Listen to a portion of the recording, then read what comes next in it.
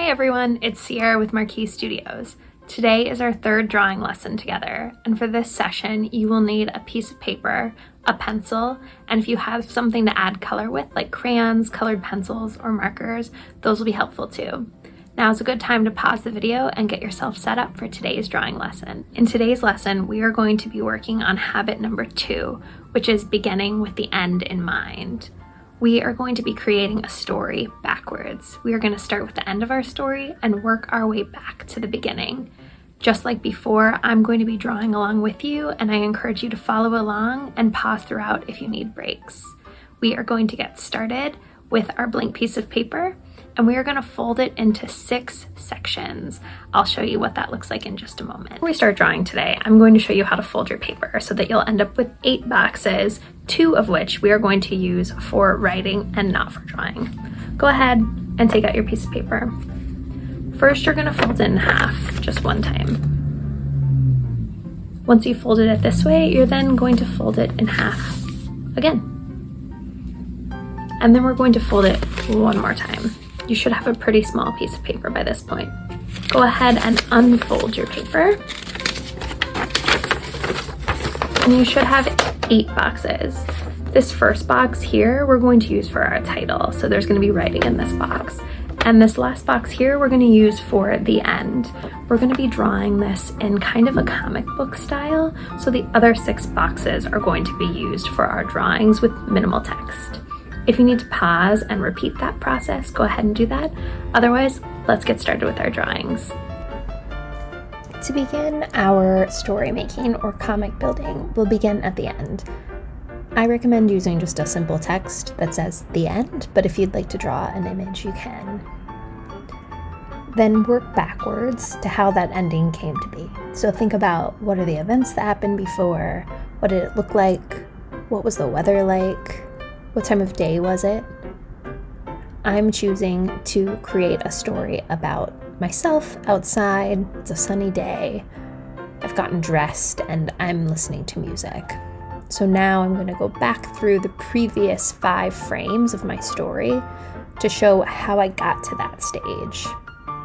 You can make a realistic story like I did, or you can use your imagination to create a silly story or your dream world.